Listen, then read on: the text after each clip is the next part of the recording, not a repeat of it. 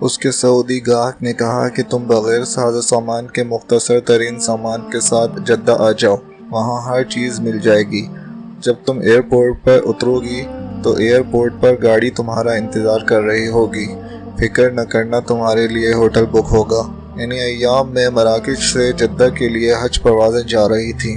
سلمیٰ نے اپنا خوبصورت ترین لباس پہنا، خوب میک اپ کیا اور جہاز پر سوار ہو گئی۔ اس نے دیکھا کہ حج کی وجہ سے بیشتر مسافروں نے احرام باندھے ہوئے ہیں۔ وہ ان محدود چند مسافروں میں سے تھی جو حج کرنے نہیں جا رہے تھے۔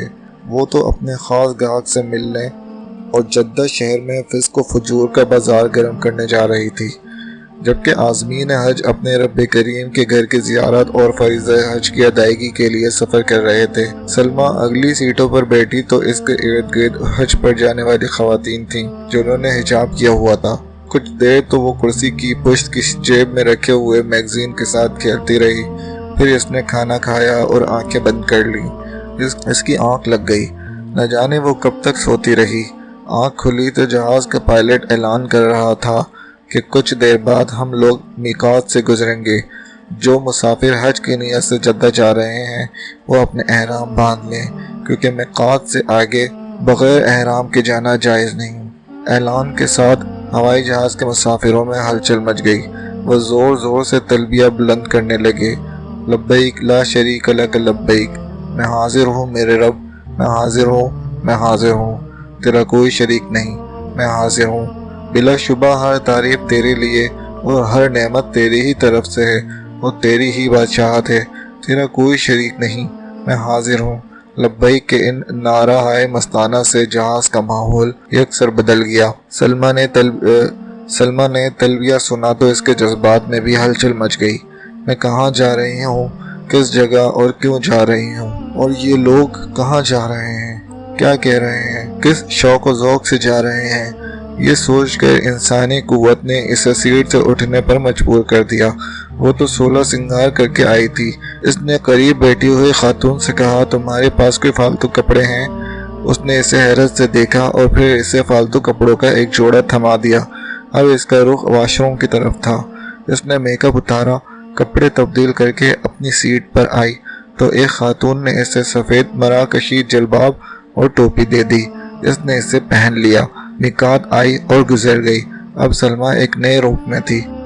جہاز جدہ ایئرپورٹ پر اترا تو آواز آئی، سیدہ سلمیٰ سے گزارش ہے کہ وہ آگے جائے۔ اس کے ساتھ VIP سلوک ہوا اور اسے خاص پروٹوکول دیا گیا، کیونکہ اس کا گاہک کوئی بہت ہی امیر کبیر شخص تھا جس نے پہلے سے یہ انتظام کرا رکھا تھا۔ ہوائی جہاز سے سب سے پہلے اترنے والی سلمیٰ ہی تھی۔ نیچے اتری، امیگریشن اور کسٹم سے فارغ ہوئی تو خوبصورت قیمتی گاڑی اس کے استقبال کے لیے موجود تھی۔ گاڑی میں بیٹھی تو گاڑی کا رخ ہوٹل کی طرف تھا۔ اس کا کمرہ پہلے سے بک تھا۔ کمرے میں گئی تو وہ بیڈ پر لیٹ گئی۔ لمبے سفر کی وجہ سے اسے آرام کی ضرورت تھی۔ وہ فوراً سو گئی۔ اس نے ایک خواب دیکھا کہ ایک شخص اپنے دائیں ہاتھ میں فانوس لیا کھڑا ہے۔ فانوس سے نور بکھر رہا ہے، نور سے دور دور تک روشنی پھیلی ہوئی ہے۔ اس شخص کے بائیں ہاتھ میں آگ کا شعلہ ہے جس سے اس کے جسم کے ایک ایک حصے کو جلایا جا رہا ہے۔ سلمیٰ ہڑبڑا کر اٹھ بیٹھی، اسے بڑا ڈر لگ رہا تھا۔ خواب بڑا واضح تھا۔ اس کے سامنے دونوں راستے تھے، خیر اور شر کا راستہ، ایک ہدایت کا اور دوسرا ظلمت کا راستہ۔ اس نے آنکھیں بند کر کے اپنی سابقہ زندگی پر غور کیا۔ اسے اپنے آپ سے گھن آئی۔ اس نے سوچا، غور کیا اور ایک عجیب فیصلہ کیا۔ اس نے اپنا مختصر ترین سامان اپنے ہمراہ لیا، کمرے سے نیچے اتری، ہوٹل سے باہر آئی تو اسے ایک ٹیکسی نظر آئی۔ اس نے ڈرائیور سے کہا، مجھے مکہ مکرمہ جانا ہے، مگر اس سے پہلے میقات چلو۔ یہ ان دنوں کی بات ہے جب حج کے ایام میں مکہ مکرمہ جانے والوں پر زیادہ پابندیاں نہ تھیں۔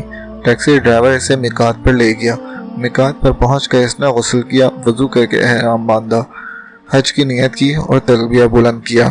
اللہم لبیک کہتی ہوئی ٹیکسی پر سوار ہوئی۔ مکہ مکرمہ میں داخل ہوئی تو اس کی زبان پر لبیک کی صدائیں جاری تھیں۔ کعبہ شریف میں داخل ہوئی، طواف کیا، 7 چکر لگائے، سچے دل سے توبہ کی۔